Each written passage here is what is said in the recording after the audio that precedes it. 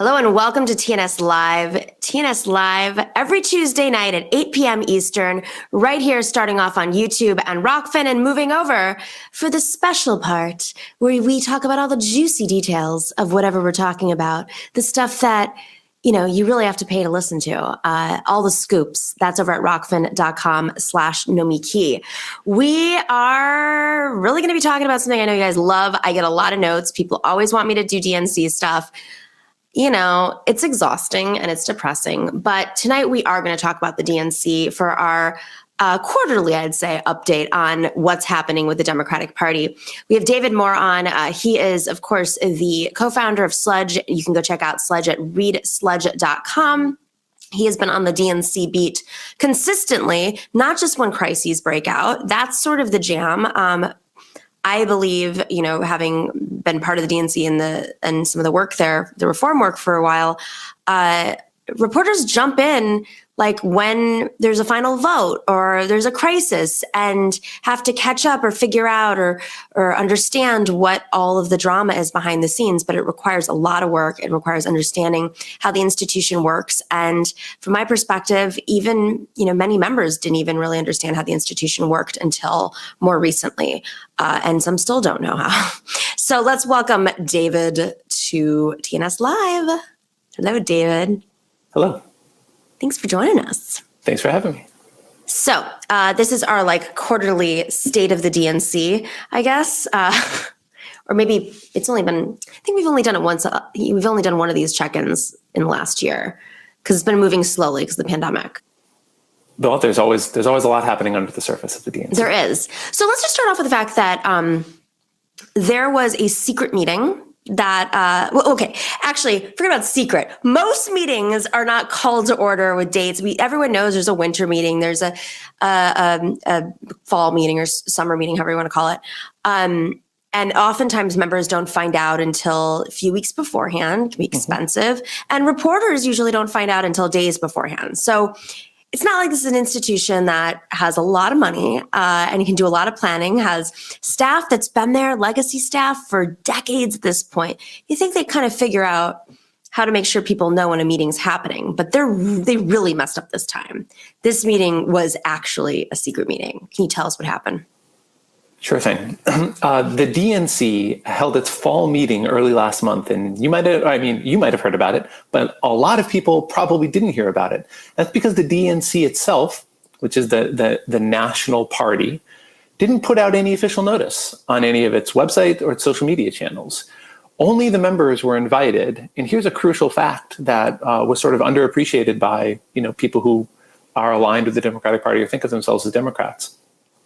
They were voting on a slate of DNC members. These members are about 447 individuals who vote on resolutions and help shape some of what the party stands for. They were voting on a slate of new at-large members put forward by the new chair, the DNC chair, Jamie Harrison, who was appointed by the Biden administration and started his term this year. But the names that they were voting on were put out only a week before the election with the barest of notice and with no formal process for anyone to suggest other members that would be actually put forward in a slate for a vote. Now, there's a few details there that I can get into about what the DNC voting process was. But in short, then, in early October, in a virtual fall DNC meeting, DNC members overwhelmingly voted to approve a slate of members put forward by Chair Harrison that included many corporate lobbyists, especially for industries that are opposing the Democrats' reconciliation bill. And I'll sort of tick down some of the names, but it includes big pharma, defense contractors, the fossil fuel industry, and big tech giants who now have executives who are voting DNC members. So let's just stop for a second, because what is an at-large member versus just like a regular member from, say, Idaho? Mm-hmm. States have individual processes to nominate and put forward their typically elected DNC members. These elections frequently have issues around transparency and accessibility. The state parties are not all the same, but you could at least describe many of them largely as some sort of election, or someone in the state party could tell you that they've got some purchase in the process. They have some input in the process, some traction, that is to say. At-large members in the DNC is a body of 75 members who are the term is put forward as a slate by the chair.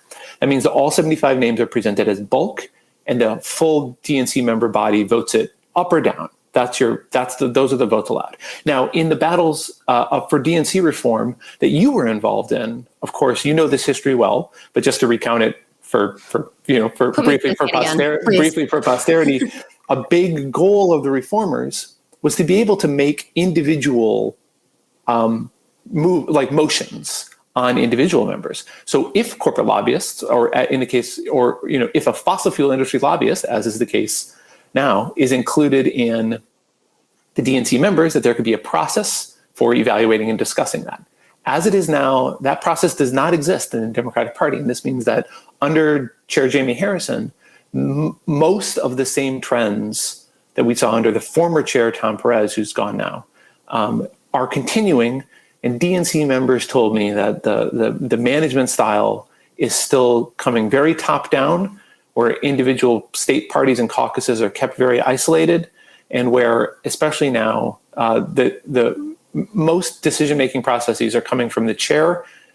And now what we'll get into, I believe briefly in a bit, is that there is some now public tension between the chair and the White House. The interesting thing about this to me is Donna Brazile famously exposed a lot of the issues, the dynamics internally at the DNC. The Unity Reform Commission, at least partially publicly, exposed many of these issues in that DNC members started to be more aware of them and call for reforms. But yet, you say, he's Chairman Harrison is playing by the same kind of games of Tom Perez, but the DNC has actually lost more reformers than it had, even under Donna Brazile. Tom Perez famously and ruthlessly punished people who challenged him in the chair's race. Jamie Harrison was in that chair's race. Well, a lot of people in that chair's race. He kicked off longtime DNC members like Ray Buckley, who challenged him and never really was ruthless with him. Ray Buckley just called for budget transparency. And then later, of course, Jim Zogby, who was the deputy campaign manager for Jesse Jackson, longtime DNC member and reformer, and very well liked, almost universally. He was pushed out.